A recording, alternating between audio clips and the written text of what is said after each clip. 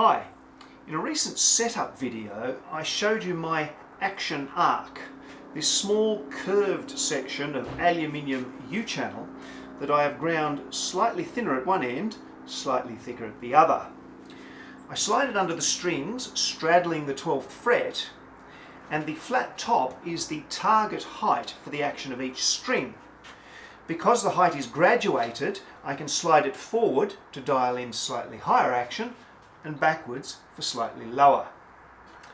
What I then do is, using one of these, gauge the height of each string above the target and then file double that into the saddle. Now there's no getting away from the fact that the curvature must match the radius of the fretboard. So if I am dealing with multiple radii, I'm going to need more than one. The other thing is that since it's sitting on the fretboard, the height is the height above the fretboard, not the fret, and frets come in a variety of heights. The final problem is that although that flat top makes using one of these much easier, I've still got to use one of these. So I reckon we can do better.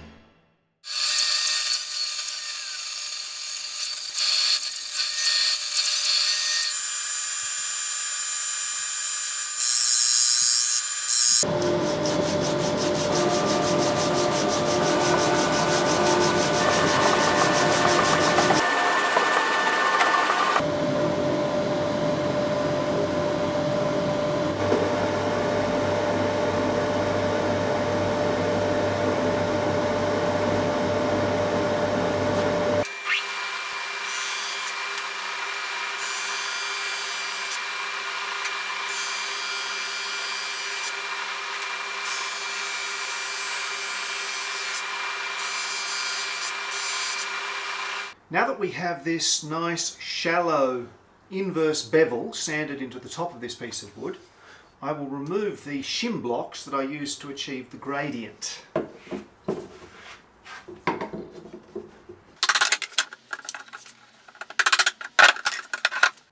I've created this aluminium bracket with countersunk holes and a slot cut in it that's exactly the same width as the stock itself.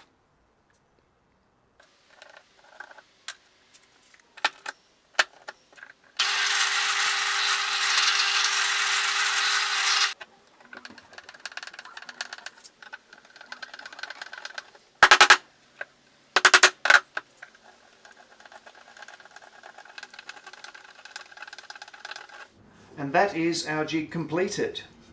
The blank will sit in the channel with those two additional screws helping to hold it steady.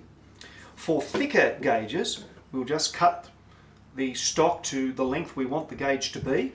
For thinner gauges, like for an electric guitar, I'll cut it a little bit longer because we're going to need to do our sanding up at the high end of the gradient.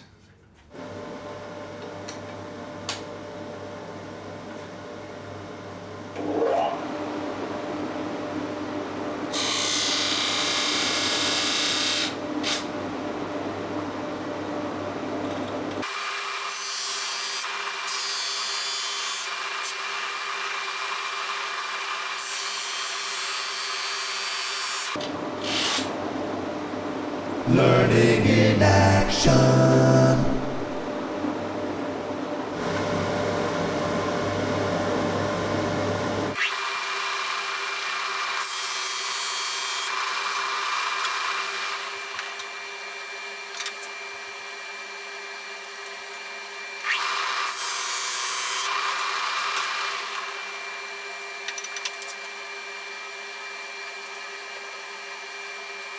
Dun, dun, dun.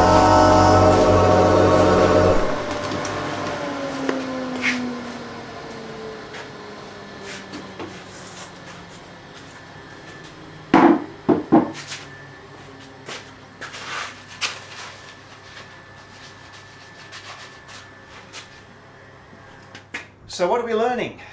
A, it gets very hot. Those are blisters. B, it goes through sandpaper like nobody's business. So we must treat our sandpaper as a carefully managed consumable resource. And see, even though I had been so careful and with my precision engineering, it was not quite level. Easily fixed with some masking tape. I now have my 5 pieces roughly thicknessed from the drum sander. There are some unevenness and of course the scratches are very coarse.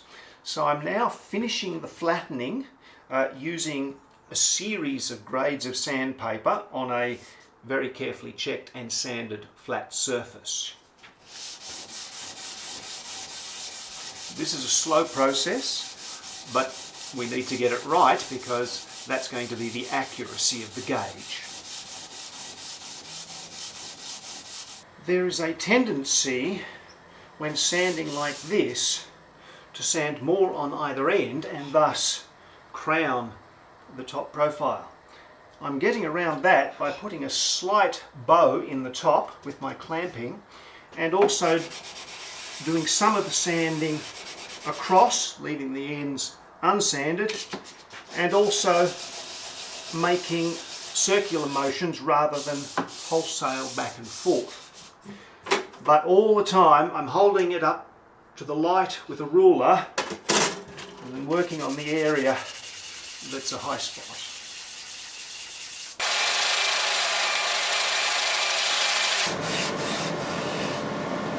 You know, I thought I'd be starting with fine sandpaper and working my way up the grades, but in fact I've done the opposite for the rough levelling, actually down to 60 starting off, and I'll work upwards from there.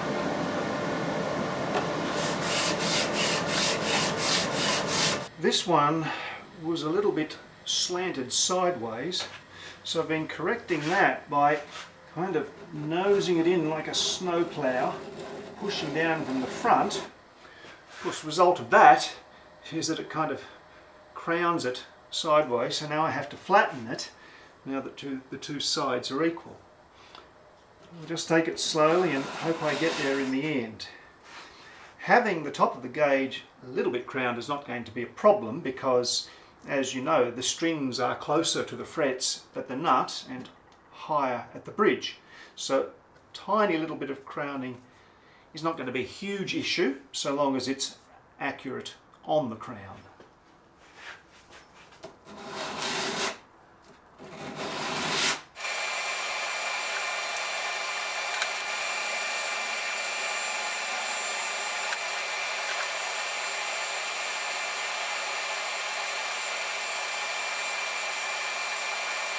It turns out that black fine sandpaper, dry, wet with water, oil or terps, does not put a very nice finish on aluminium.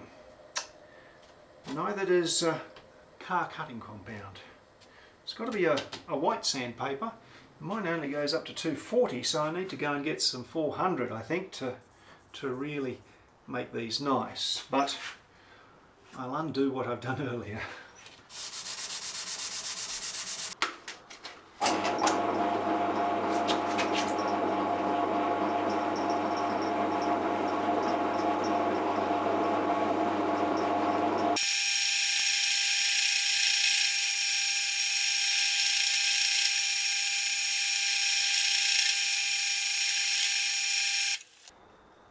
Well, as you can see, that's my second attempt.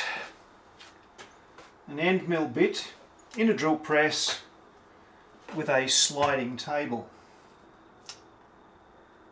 It's not very satisfactory, although with patience it may actually be better than the drum sander method. In order to face aluminium, we have to take multiple passes, taking off a little bit more each time.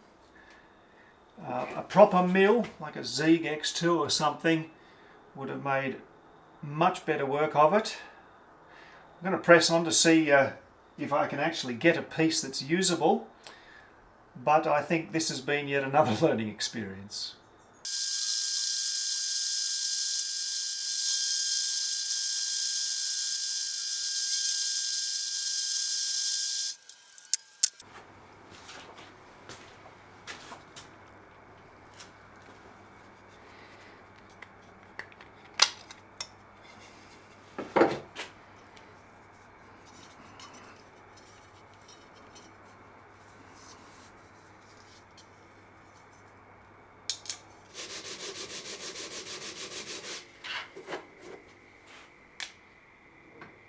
nice and flat. After an extended sanding session, this piece is as good as the others that I made on the drum sander. I was hoping for a way of milling in that sloping bevel that was fast, accurate and not destructive of equipment. But judging by the sound my drill press's bearing was making, I think I've struck out on all three of those. So we'll just have to wait and see where that all leads.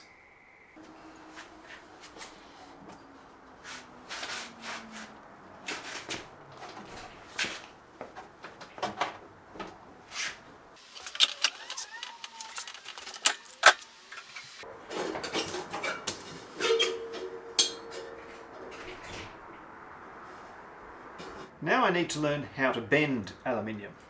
My first idea was to use this radiused end grain mould with a striker piece and just whack. That proved useless.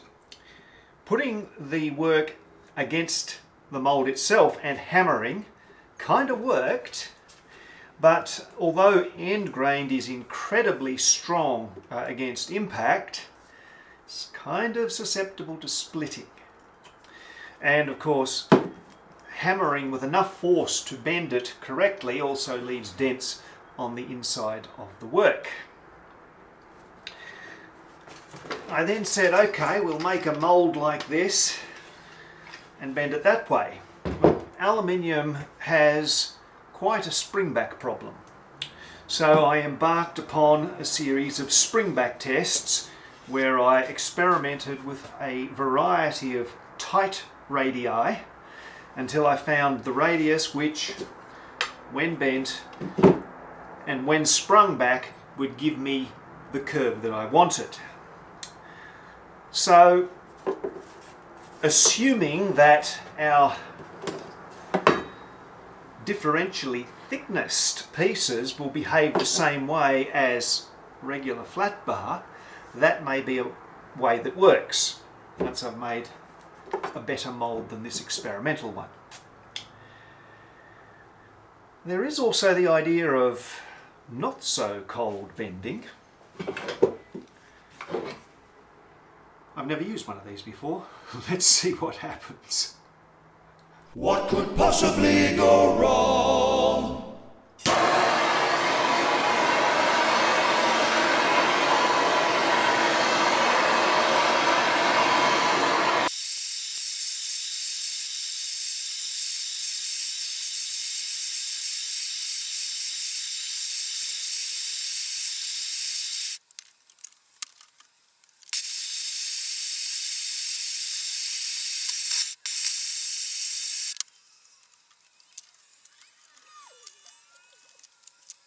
I think what we've learnt here is that it's really hard to work out the temperature of the piece. Springback is a lot less of a problem. This is the actual target curvature that we want, and I've been able to get something that's pretty close to it. But I think I'd like to do it cold if I possibly could. I'm learning this as I go, and I apologise to anybody who knows it already. But when you heat aluminium like that, and then allow it to cool, it anneals. That makes it very, very soft. And I've just discovered that this can easily be bent in very small sections by hand, where the straight bar, as I buy it from the shop, cannot. In order to make it hard again, you've got to do some very precise heating and cooling and holding at temperatures for extended periods. That is aluminium that's 3 millimeters thick. These thin sections are much, much thinner than that, and I think that if these get annealed, the piece is just not going to be very robust at all. You know, you just hold it a bit harshly and it'll be bent out of shape. So yes, we really do need to bend these cold.